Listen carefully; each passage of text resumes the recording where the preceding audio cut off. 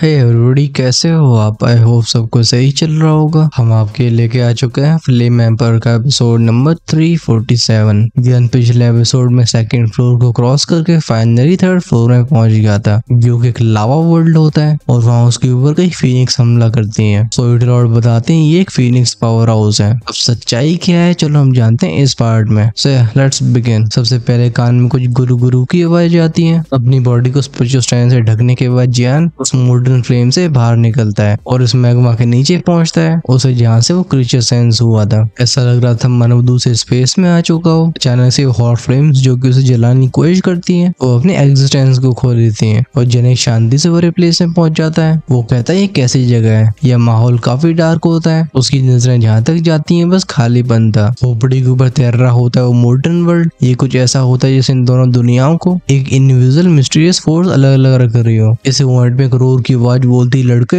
इस आवाज ने जियान के ध्यान को अपनी तरफ खींच लिया था। जब जियान उस डायरेक्शन में अपनी सोल फोर्स को फैलाता है, उस आवाज के सोर्स को महसूस करके उसकी आंखें एकदम नैरो हो गई थी। वो बोलते हैं एंशिएंट फिनिक्स। ये विशाल का एक क्रीचर था जिसकी पूरी बॉडी ढकी होती है साइन फ्लेम से। ये फ्लेम्स जियान को एकदम अनडाइंग लगती है, जो न जाने कितने समय से जल रही है। साथ में इस क्रीचर के पंखों में छिपी हुई ऐसी रहस्यमयी पावर जो जियान को एकदम सतर्क कर देती है। ये था एक फिनिक्स। वैसे दुनिया में असली फिनिक्स दिखाई नहीं देती थी। आफ्टर ऑल एक ट्रू ब्लडेड फिनिक्स के ब्लड को हासिल करने के लिए लोग किसी भी हद तक जाने के लिए तैयार हो जाते हैं। वो खुद से बोलते हैं सच में एंशिएंट एलियन बीस्ट फिनिक्स है। ये क्रीचर कोई फिनिक्स फैमिली का पावरफुल एक्सपर्ट रहा होगा, लेकिन अर्थ पे पकड़ना में क्यों है? कैसे यहाँ पे बंदी बना के रखा गया है? लेकिन ये बात समझ नहीं आती। फिनिक्स क्लैन ड्रैगन क्लैन की तरह हर दुनिया में रिस्पेक्टेड होते हैं, तो फिर इनके साथ कोई ऐसा कैसे कर सकता है? जब उस फिनिक्स को कुछ देर तक ध्यान से देखता रहता है, उसे अपने सवालों का जवाब खुद ही मिल गया था। बात ऐसी थी कि इन साइन फ्रेम से घिरा हुआ फिनिक्स एक हरे पौधे से बंधा हुआ था। यह बाइंडिंग्स इतनी पावरफुल होती है कि वो साइन फ्रेम्स भी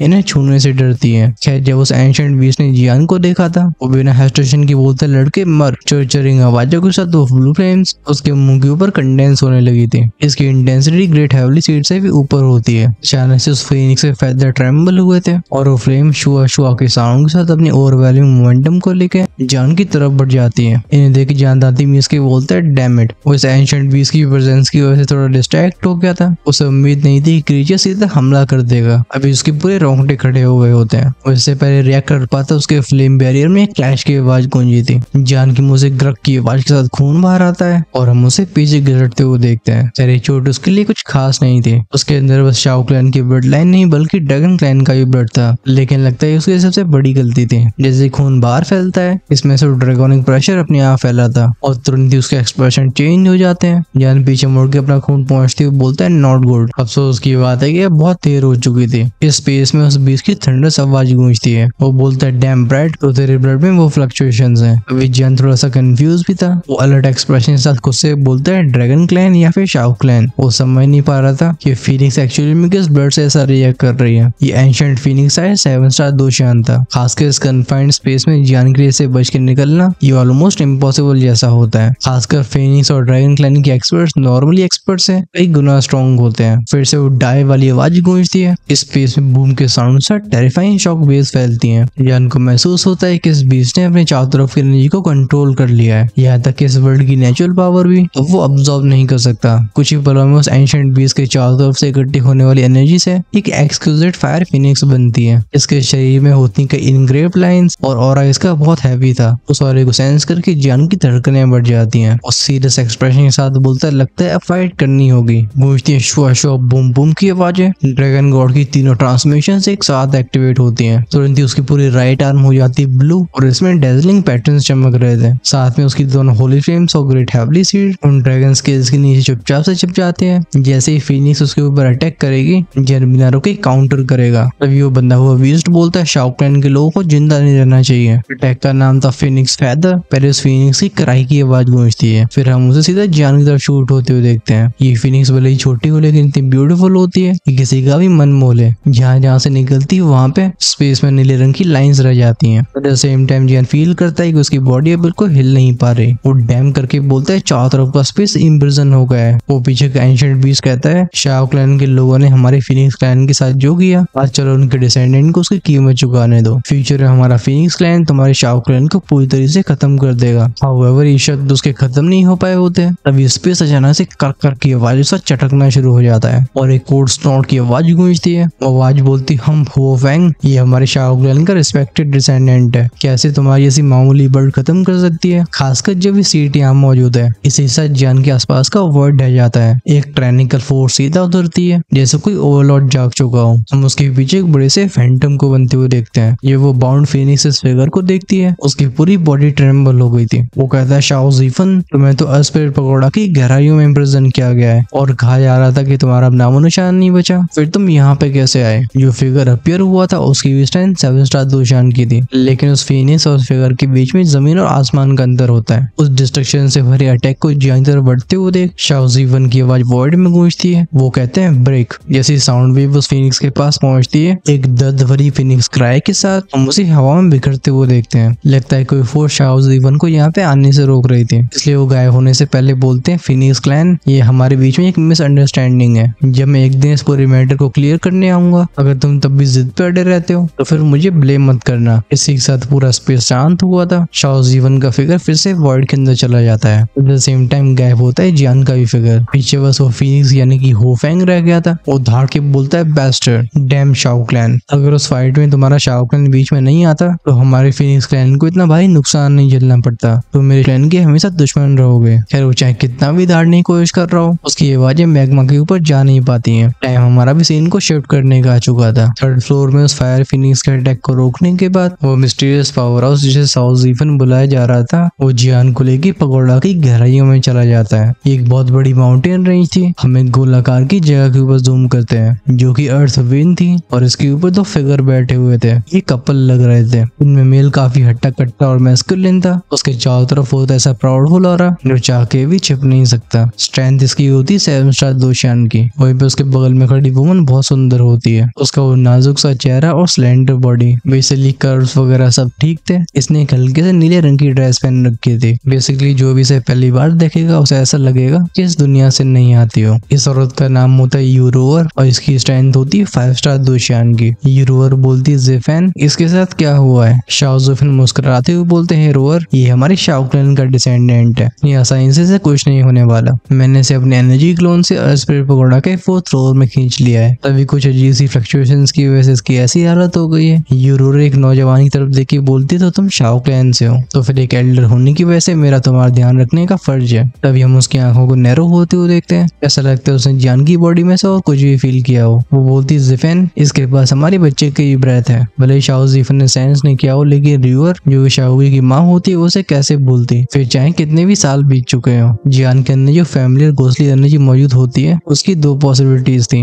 पहला ये था कि जियान ने शाओगी को खत्म करके उसके ऑरे को अब्सॉर्ब कर लिया है, और दूसरा ये कि दोनों के बीच में गहरा रिश्ता है, जिस वजह से शाओगी ने जानबूझ के अपने ऑरे को जियान की बॉडी के कांटेक्ट में आने की परमिशन दी है। जब शाओ ज़ीफन रूर की बात सुनते हैं, वो कहते हैं, क्या? उनके चेहरे पे कोल्ड एक्सप्रेशन आ जाता है। वो जियान की तरफ देख के बोलते हैं, लिटिल गाय, तो हमारे शाओ क्लैन से जुड़े हुए हो। उम्मीद करता हूँ तुम कुछ ऐसा नहीं करोगे जिससे हमें डिसअपॉइंटमेंट हो, वरना अगर जियान बाकी में शाओगी का दुश्मन निकला तो शाओ क्लैन का डिसेंडेंट होने के बाद भी शाओ ज़ीफन इस लड़के की जान नहीं बख्शने वाले। इसी मोमेंट में जियान की पलकें फड़फड़ाती हैं। ऐसा लगता है कोई फोर्स उसे बाहर खींच के लाई हो। एक जेंटल सी आवाज बोलती, लिटिल गाय, क्या तुम ठीक हो? जियान अपनी आंखें खोलने की कोशिश करता है। वो अपने आप को एक फूलों से घिरी जगह पे पाता है। जियान बोलते हैं, मैं हूँ कहाँ पे? शाओ ज़ीफन अपनी आवाज में नाराजगी को छिपाते हुए बोलते हैं, ये अस्पिरिट पगोड़ा का 4th फ्लोर है। इस आवाज को जियान तुरंत ही पहचान लेता है। वो खड़े होकर हाथ कब करके बोलता है, सीनियर, आपका मेरी हेल्प करने के लिए धन्यवाद। अगर 3rd फ्लोर में शाओ ज़ीफन अपनी रिमोट हेल्प नहीं भेजते तो शायद जियान की बैंड बज चुकी होती है। शाओ ज़ीफन कहते हैं, अभी तुम्हें इतनी जल्दी थैंक यू नहीं बोलना चाहिए, मैं तुमसे कुछ पूछना चाहता हूँ और जवाब बिल्कुल सच देना। जियान सिचुएशन की सीरियसनेस को समझ के बोलता है, सीनियर पूछिए। शाओ ज़ीफन कहते हैं, तुम्हारे अंदर ये घोंसले फ्लक्चुएशंस क्यों हैं? अगले पल उनके कान में जाती पफ की साउंड। जियान के हाथ पे होली फ्लेम का क्रिस्टल अपीयर हुआ था। वो बताता है, ये मेरी होली फ्लेम है। ये होली फ्लेम बैंग मम की साउंड के साथ स्पेस में अनस्टेबल फ्लक्चुएशंस फैलाने लगती है। इस फ्लेम को देख के यूरोर और शाओ ज़ीफन दोनों के एक्सप्रेशन चेंज हो गए थे। वो बोलते हैं, होली फ्लेम। यूरोर कहती है, नहीं, मैं इस घोंसली ऑरे की बात नहीं कर रही हूँ। उसकी बॉडी से हल्का सा घोंसली ऑरा निकलता है और इसे सेंस करके जियान की आंखें वाइट हो जाती हैं, मतलब फैल जाती हैं या फिर खुली खुली रह जाती हैं, क्योंकि ये वही हो रहा था जिसके बारे में शाओगी ने उसे बताया होता है। जियान बहुत सीरियसनेस के साथ बोलते, सीनियर, ये घोंसली मुझे शाओगी ने तब दी थी जब मैं इस पगोड़ा में आया था। उसने कहा था कि अगर मैं किसी ऐसे इंसान इंसान से मिलूं जिसके पास इस तरीके की घोंसली एनर्जी मौजूद हो तो वो इस सिग्नल को समझ जाएंगे। ये बोलते हुए जियान अपनी दूसरी हथेली को उठाता है और अपीयर होता है एक और घोंसली और का क्लस्टर। अब शाओगुई के पेरेंट्स के मन में कोई डाउट नहीं रह जाता। यूरोर बोलती क्या सच में? उनकी आंखें लाल हो जाती हैं। एक 5 स्टार दूषण होने के बाद भी वो अपने आंसुओं को रोक नहीं पाती। जियान भी साफ तौर पर फील कर पा रहा था कि शाओगुई से इस लेडी का गहरा रिश्ता है। जियान बताता है उसका नाम है शाओगुई और उसकी उम्र मेरे बराबर होगी। जन्म के बाद वो ली हनियों में इधर उधर भटकता रहा। कोई इसे अपनाने वाला नहीं था और तो और पावरफुल सेक्स उसे पकड़ के उसकी घोंसली एनर्जी को डिकोड करना चाहते थे। लेकिन अच्छी बात है कि तभी मेरी बॉडी की शाओकन की वर्डलाइन रिएक्ट करती है। ये वो समय था जब उसे ऑप्शन किया जा रहा था। सुन के शाओ ज़ीफन के चारों तरफ का स्पेस क्रैक क्रैक के साउंड से डिस्टॉर्ट होना शुरू हो जाता है और उनके हाथ क्लेंच हो गए थे। आंखों में एक गहरा गुस्सा और सैडनेस दिखाई देती है। जियान कहता है जब मैंने शाओ क्लैन की आइडेंटिटी को कंफर्म कर लिया तो मैंने उसे रेस्क्यू किया। अब वो स्पिरिचुअल एकेडमी का एक डिसाइपल है। खैर अब तो उसे अपनी जीवन साथी भी मिल चुकी है, लेकिन उसने कहा है कि जब तक वो अपने पेरेंट्स की सच्चाई नहीं जान लेता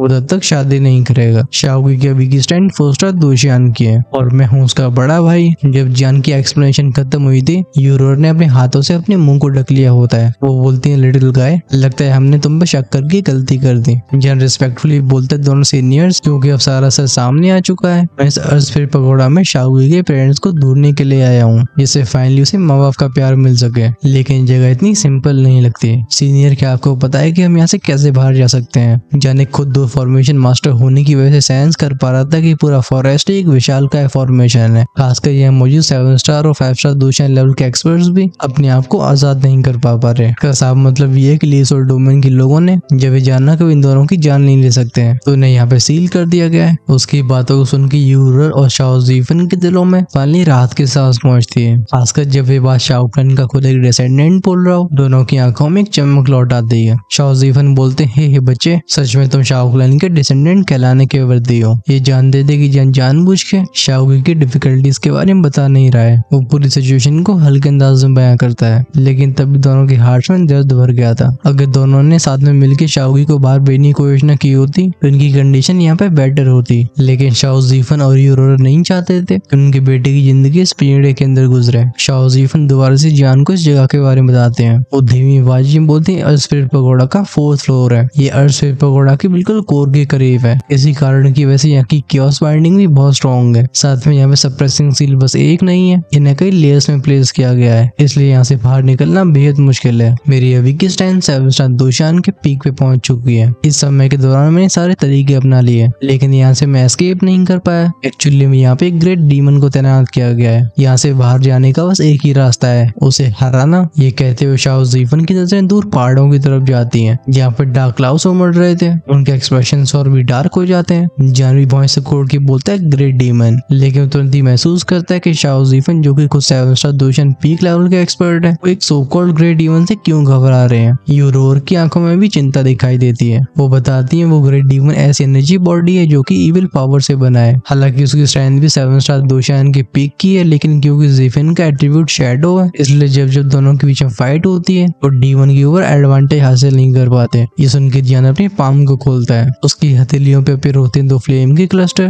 वो बोलता है मेरे पास 2 होली फ्लेम्स हैं और जो उस डीमन की इविल पावर है ये मेरी फ्लेम्स के सामने सप्रेस हो जाएगी। तो सीनियर अपनी स्टैंड का इस्तेमाल करके यहाँ से एस्केप कर सकते हैं। इन दोनों होली फ्लेम्स को देख के शाओ ज़ीफन और यूरोर का चेहरा एकदम शॉक से भर गया था। शाओ ज़ीफन बोलते हैं 2 होली फ्लेम्स। होली फ्लेम इस पूरे ग्रेट 1000 वर्ल्ड में सबसे पावरफुल स्पिरिट्स में से गिनी जाती हैं। एक व्यक्ति के शरीर में एक ही होली फ्लेम का होना ये उसे एक सुप्रीम एग्जिस्टेंस बनाने के लिए काफी था, लेकिन जियान के पास 2 थी। शाओ ज़ीफन बोलते हैं लड़का, लगता है ये हमारे क्लैन के उन ओल्ड मॉन्स्टर्स की तरह है। जियान पूछते सीनियर आपका क्या विचार है। शाओ ज़ीफन स्माइल करके बोलते हैं बच्चे, क्योंकि तुमने ऐसी हिम्मत दिखाई है तो फिर मैं भी तुम्हारे साथ मिलकर उस ग्रेट डीमन से फाइट करूंगा। अगर हम सफल हुए तो मैं तुम्हें एक बहुत अच्छा फॉर्चून दूंगा। जियान स्माइल करके बोलता है सीनियर मुझे ऑनेस्टली अपॉर्चुनिटीज की बहुत जरूरत है। ज़ीफन बोलते हैं तो चलो आज हम उसे निपट ही लेते हैं। तभी जियान के दिमाग में सवाल आया था। वो पूछता है सीनियर 3rd फ्लोर पे फायर फिनिक्स थी, ऐसा लगता है वो हमारे शाओ क्लैन से गहरी दुश्मनी रखती हो। ऐसा क्यों है कि हमारे शाओ क्लैन और ड्रैगन फिनिक्स क्लैन के बीच में सच में कोई पुरानी दुश्मनी है। शाओ ज़ीफन गहरी सांस लेके बोलते हैं ठीक है तो चलो तुम्हें थोड़ी सी स्टोरी बताता हूँ। जब पहली बार वो ग्रेट वॉर हुआ था और चारों तरफ कियोस छाई हुई थी, तभी सेंटर वर्ल्ड की सारी पावर्स अपने आप को छिपाना शुरू कर देती हैं, लेकिन इविल रेस के हमले रुक नहीं रहे थे। ऑफ कोर्स ग्रेट 1000 वर्ल्ड की यात्रा सुप्रीम बींग्स अपने कदमों को पीछे पीछे नहीं लेते।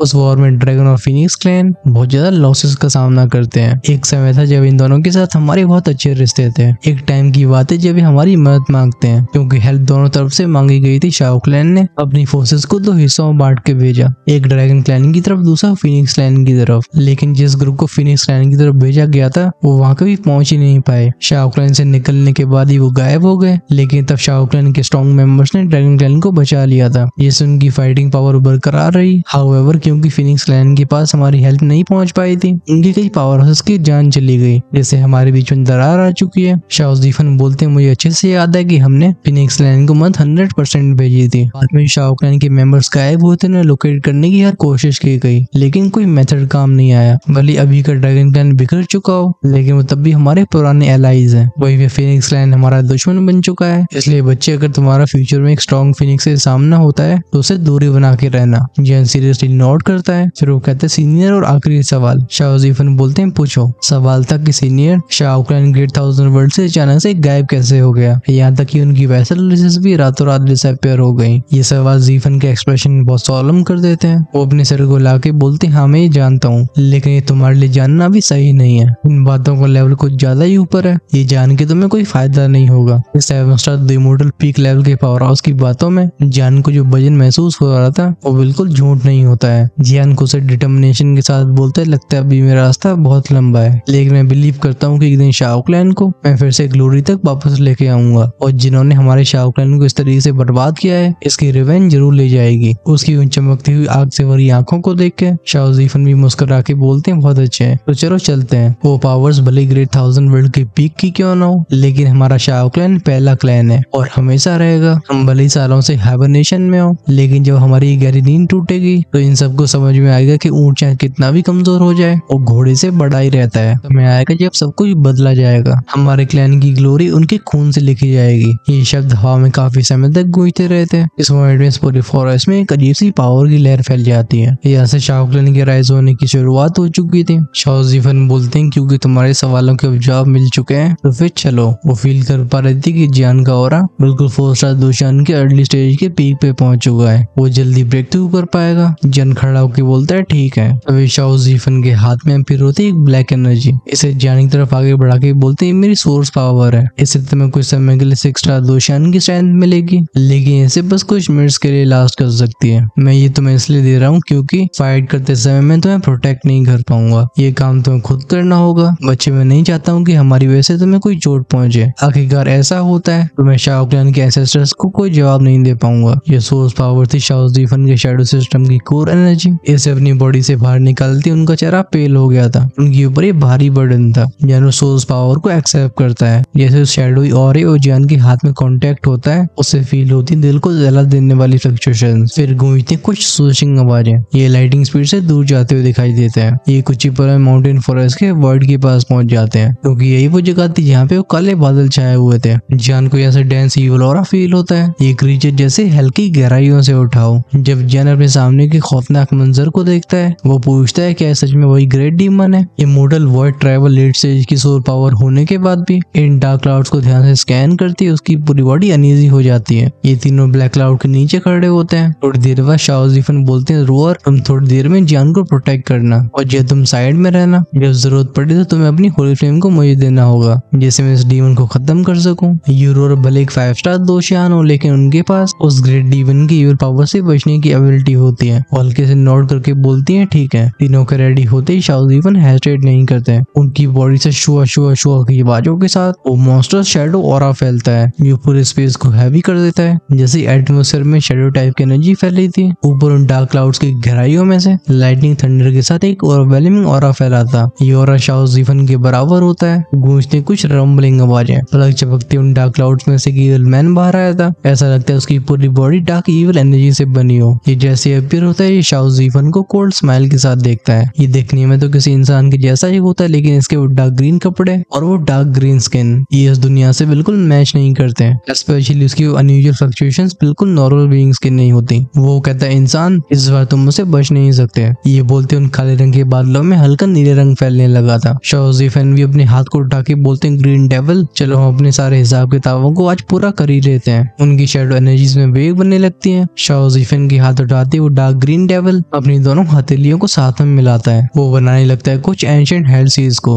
ये था इविल डिवावरिंग फील्ड। ये सच था कि डार्क ग्रीन मैन उस इविल रेस की पावर से बना हुआ था जिसे लीसोर डोमेन के लोगों ने स्पिरिट प्रोग्राम में कैद किया है। लंबे समय तक की जगह पे बने रहने की वजह से उस इविल पावर में कई बदलाव होते हैं। फाइनली जन्म होता है डार्क ग्रीन डीमन का। बात यहाँ पे बस इंटेलिजेंस की नहीं होती बल्कि इसकी कॉम्बैट स्किल भी शाओज़ीफन से बिल्कुल पीछे नहीं थे। जैसे शब्द गूंजते हैं आसमान में, हम कई ब्लडी चेन्स को उभरते हुए देखते हैं। सुनाई देती है कुछ क्रैक क्रैक बैंग की आवाजें। ये पूरा स्पेस एक डोमेन में ट्रांसफॉर्म हो जाता है। अगर कोई कहता है कि हेल क्या है तो उसे इस जगह को देख के समझा जा सकता था। अपने चारों तरफ उन ब्लड कलर थंडर चेन्स को देख के एक्सप्रेशन जियान के भी सोलम थे। अच्छी बात है कि उसकी दोनों होली फ्लेम्स उसे कॉन्फिडेंस देती हैं। उसकी बॉडी को ढक लिया होता है हल्के से बैरियर ने। वो बोलता है डीमन सच में स्ट्रॉन्ग है। जैसे ग्रीन डेविल ने अपने डोमेन को एक्टिवेट किया था, शाओज़ीफन सीधा शैडो एस्केप टेक्निक का यूज करते हैं। वो एक ही फ्लैश में डिसअपियर हो जाते हैं। ऐसा लगता है उनकी पूरी प्रेजेंस मिट चुकी हो। इतने सालों की फाइट के बाद शाओज़ीफन को बताता कि ये बंदा डोमेन को एक्टिवेट कर देता है और अगर तुम इसके फील्ड में फंस गए तो बहुत देर हो जाएगी। शाओज़ीफन को गायब होते हुए देखो ग्रीन डेविल भाड़ के बोलते शाओज़ीफन ने सीट के लिए बाहर आ जा। उसकी नजरें रूअर के ऊपर जाती हैं। उसे मालूम था कि तीनों में शाओज़ीफन ही असली थ्रेट है, बाकी के दोनों यूजलेस हैं जिसके एक इशारे पे खत्म हो जाएंगे। ग्रीन डेविल परफॉर्म करता है एक टेक्निक को जिसका नाम था मैजिक साउंड स्कल्सी।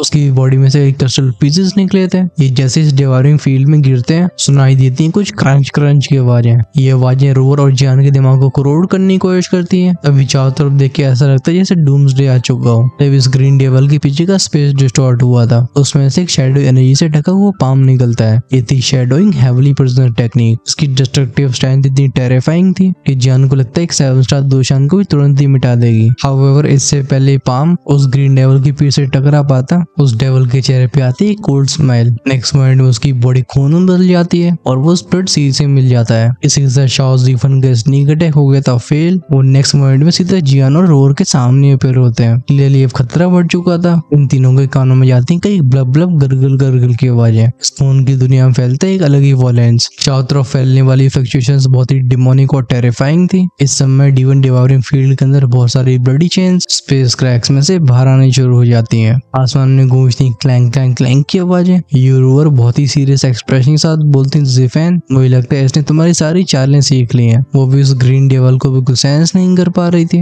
और क्योंकि ग्रीन डेविल बहुत सारे इविल पावर हाउसेस के फ्यूजन है, इसके पास दो स्किल्स की कोई कमी नहीं होती है। खासकर ज़िफेन और इन दोनों के बीच में इतने समय से फाइट हो रही थी कि दोनों एक दूसरे से काफी वाकिफ हो चुके हैं। तभी इस डोमेन में से ग्रीन डेविल हंस के बोलते सुजुसु शाओज़ीफन मैं तुम्हारे हर एक अटैक को पढ़ सकता हूँ, इसलिए तुम इस बार चुपचाप डिवॉर होने का इंतजार करो। तुरंत ही मॉन्स्टर ब्लडसी और भी बोलना शुरू हो गया था। आसमान में हा हा हा वाली डिमोनिक आवाज गूंजती है। जैने गहरी सांस लेके शाओज़ीफन से बोलते सीनियर लगता है उस पावर का इस्तेमाल करना होगा, आप मेरी मदद करो। तुरंत ही शाओज़ीफन की बॉडी से ब्लैक एनर्जी की लहरें बाहर आई थी। बिना हेजिटेशन के उनके माथे के ऊपर कुछ ऑब्सक्योर पैटर्न्स दिखाई देते हैं। इस पैटर्न के अपीयर होती जमीन थरथराने शुरू हो जाती है और आसमान क्रैक होने लगा था। ब्लड डिवाइवरिंग सी में छुपा हुआ ग्रीन डेविल भी कोल्ड आवाज में कहता है डैम ये कैसी पावर है। ऑल्दो शाओज़ीफन ब्लड सी के ऊपर सीधा हमला नहीं कर सकते हैं, लेकिन अब वो ग्रीन डेविल भी समझ जाता है कि अगर शाओज़ीफन अपने इस पैटर्न का भी इस्तेमाल कर रहे हैं तो ये बैटल लगता है फाइनल होने वाली है। दोनों पार्टीज में बस एक ही बचेगा। यानी बिल्कुल देर नहीं करता वो शैडोई पावर जो शाओज़ीफन ने उसे दी थी उसका हाथ तुरंत ही उसके अंदर घुस जाता है। सुनाई देती है कुछ मफल्ड बूम बूम बूम की आवाजें। उसकी बॉडी से फैलती पावरफुल शॉक वेव्स और उसका रेलम सीधा पहुंच गया था 6 स्टार दोशियान में। जब जियान अपने हाथ को क्लेंज करके इस जबरदस्त पावर को फील करता है वो बोलता है अगर मैं ऐसी स्ट्रेंथ के साथ अपनी Holi flames great heavily seed इनके साथ एक डुअल कलर्ड बुद्धा लोटस बनाता हूँ उसके सामने 6 स्टार दोशान भी तबाह हो जाएगा। इसी मोमेंट में ग्रीन डेविल की आंखों में एक अजीब लाइट फ्लैश हुई थी। उसे शाओज़ीफन की चारों तरफ की ब्लैक लाइट दिखाई देती है और साथ में एक नया ऑरा। वो चिल्ला के बोलता है डेविल सी एंड ईटर। उसकी पूरी पावर डोमेन से होते हुए शाओज़ीफन की तरफ आगे बढ़ जाती है। जियान जिसका सोल परसेप्शन पहले ही फैला होता है वो उसे तुरंत फील कर लेता है। जियान कहता है अच्छी बात है कि मेरे पास 6 स्टार लेवल की पावर है वरना अकेली मूव ही मेरी सारी कॉम्बैट स्ट्रेंथ को खत्म कर देती। इस मोमेंट में अब तक शांत रहने वाली यूरोवर अपनी उंगलियों पे इकट्ठी करती है ग्रेट एनर्जी को। वो कहती है वुड गॉड ब्लेसिंग। न जाने कहां से इस ब्लड डिवावरिंग डोमेन में हरे भरे मोटे मोटे पेड़ जमने लगते हैं जिन्हें चारों तरफ से ढक लेते हैं। नेक्स्ट मोमेंट में क्रैशिंग आवाजें गूंजती है। ग्रीन डेविल का अटैक अनस्टॉपेबल था, आखिरकार शील्डों से कैसे रोक पाती। पेड़ बीच में फटने शुरू हो जाते हैं लेकिन तब तक शाओज़ीफन अपनी टेक्निक को रेडी कर चुके थे। वो चिल्ला के कहते हैं शैडो लॉर्ड। अगले पल वर्ल्ड में से एक ब्लैक फैंटम उभरता है। ये ये शैडो लॉर्ड शाओ ज़ीफन से हूबहू मिलता था, बस इसका पूरा वजूद ही अलग होता है। ये प्योर शैडो एनर्जी से बना हुआ था। इस मौके को देख के जियान अपने हाथ पे समन करता है फायर एट यान के फ्लेम सोर्स को। ये फ्लेम लिक्विड सीधा शैडो लॉर्ड के अंदर चला गया था। अगली बारी आती घोस्ट फेस सोल फ्लेम की। हम इमीडिएटली वो शैडो लॉर्ड को एक बर्निंग शैडो जायंट में बदलते हुए देखते हैं, जिसके धुएं मिली होती हैं भयानक फ्लेम्स। इस शैडो लॉर्ड के अंदर ग्रीन डेविल को दो ऐसे और फील होते हैं, जिसकी वजह से वो बोलता है इम्पॉसिबल। उसके चेहरे पैनिक दिखाई दिया था। शाओ ज़ीफन इंतजार नहीं करते, उनके एक इशारे पे वो शैडो लॉर्ड जायंट अपने हॉरिफाइंग हॉन्टिंग ऑरे को रिलीज करता है। तुरंत ही ग्रीन डेविल की पोजीशन लॉक हो जाती है। इस शैडो लॉर्ड के जवाब में उस ग्रीन डेविल ने tomb of the sea of blood use किए थे, जिससे इस खूनी डोमेन के बीच में एक बड़ा सा टूम स्टोन उभरता है। ये चीज जिस पल बाहर आई थी पूरा डिवावरिंग फील्ड ही एक अजीब से डेथली साइलेंस में चला गया था। शाओ ज़ीफन आंखें नैरो करके बोलते हैं हाफ इविल टूल, इंटरेस्टिंग। ये पावर जियान को सच में टेरिफाइंग लग रही थी। ग्रीन डेविल धाड़ के बोलते हैं सप्रेस। उस ब्लड टूम स्टोन में से तेज चमक निकली थी। ये डेथली पावर इस ब्लडी ऑरे के साथ एक अजीब से कॉम्बिनेशन को बनाती है। हाउएवर इससे पहले अटैक फॉर्म हो जाता है, गूंजती एक पचाक की आवाज। शैडो लॉर्ड एक ही फ्लैश में अपीयर हुआ था टूम स्टोन के बगल में, और उसके हाथ के एक स्लैश से वो टूम स्टोन तो हिस्सों में बढ़ जाती है। ये भले हाफ इविल वेपन हो, लेकिन इसका सामना तो होली फ्लेम से हो रहा था, जिससे वैसे इसकी हार निश्चित हो चुकी थी। अपने ट्रम्प कार्ड को ऐसे बर्बाद होते हुए देख ग्रीन डेविल के एक्सप्रेशन बहुत खराब होते हैं। वहीं पे शाओ ज़ीफन कोल्ड आवाज में बोलते हैं अब तुम्हारा अंत आ चुका है। लैंडमार्क काय वाइड स्लैश हैंगिंग। शाओ ज़ीफन के माथे से ब्लैक रोशनी बाहर आई थी, जो एक सेरेटेड सोर्ड में बदल जाती है। शाओ ज़ीफन इस अजीब सी सोर्ड को पकड़ के सीधा उस ग्रीन डेविल के ऊपर टूट पड़ते हैं। इस मंजर को देख के जान कहता है शाओ क्लैन का पैटर्न। इस पर उसके शरीर की गहराइयों में शाओ क्लैन की ब्लड लाइन रिएक्ट करती है। इस पैटर्न को देखते उसकी आंखों में दिखाई देती है अलग ही रिस्पेक्ट। शाओ ज़ीफन की पहली स्ट्राइक में क्लैन की पावर मौजूद थी, और ये अटैक सिंपली टेरिफाइंग था। जब उस ग्रीन डेविल को लगता है कि मैं बच नहीं सकता हूँ, तो धाड़ के बोलता तो तुम भी मेरे साथ मरो। ब्लड सी ब्लड एक्सप्लोजन। इसी मोमेंट में इस पूरे ब्लड सी में एक भयानक एक्सप्लोजन होता है। नीचे से बढ़ती लाखों ब्लडी चेन्स। इनके अंदर की एनर्जी फ्लक्चुएशंस इतनी डरावनी थी जो कि पूरी दुनिया को नष्ट कर दें। वो तेज बूम की आवाज बहुत देर तक गूंजती है। इस ओवरवेलमिंग एनर्जी एक्सप्लोजन से निकलने वाली शॉक वेव्स और फोर्थ फ्लोर को झकझोर के रख देती हैं। यहाँ का स्पेस भयानक तरीके से ट्रेम्बल होता है और फैलती हैं बड़ी बड़ी टाइडल वेव्स। इसी पर शाओ ज़ीफन का वर्ड स्लैश एक्सप्लोजन के बीच से होकर निकलता है। जान के कान में जाती एक स्विच क्रैक की आवाज। कोई देख के शॉक हो गया था कि वो भयानक एनर्जी फ्लक्चुएशंस एक्चुअली में दो हिस्सों में बढ़ चुकी हैं, और बीच में होता है एक बड़ा सा वॉइड फिशर। इस वॉइड में बस ये तीन फिगर्स लटके हुए दिखाई देते हैं। वहीं पे चारों तरफ का इलाका उजड़ चुका था, मैदान बंजर बन चुके थे। कुछ देर बाद शाओ ज़ीफन अपने सीने पे हाथ रख के तेजी से खांसते हुए वापस लौटते हैं। वो कहते हैं टेरिफाइंग डिस्ट्रक्टिव पावर। लगता है मैंने अब भी इसे अंडर एस्टिमेट कर दिया था। अभी और तो जान का वीक हो चुका होता है। आखिरी मोमेंट में शाओ ज़ीफन ने जो क्लैन मार्क की पावर एक्टिवेट की थी, जान उस मोमेंट में समझ गया था कि ग्रीन डेविल अपनी पूरी पावर को इरप्ट करेगा। एक पीक 7 स्टार दिमोटल का डेटोनेशन। अगर शाओ ज़ीफन के अटैक ने इसकी ज्यादातर पावर नष्ट नहीं करी होती, साथ में यूरोर और शैडो लॉर्ड जियान को प्रोटेक्ट नहीं कर रहे होते, तो वो शॉक वेव से उसकी जान ले लेती है। शाओ ज़ीफन कमजोर आवाज में बोलते हैं ग्रीन डेविल अब पूरी तरह से खत्म हो चुका है। यहाँ तक बात रही शाओ क्लैन के मार्क की, मैं इसे लेके तुम्हारी मदद नहीं कर सकता, क्योंकि ये चीज शाओ क्लैन की ब्लड लाइन की गहराइयों में छिपी हुई है। ये तभी जागती है जब लाइफ और डेथ की सिचुएशन बने या किसी डी फोकस में एंटर किया जा सके। शाओ क्लैन की हर एक मेंबर के पास शाओ क्लैन की अलग अलग पावर होती है, इसलिए बच्चे तुम्हें खुद को खुद डिस्कवर करना होगा। यूरोर जो कि पास में खड़ी होती है, वो भी अपनी डगमगाते शरीर को संभालने की कोशिश करती है।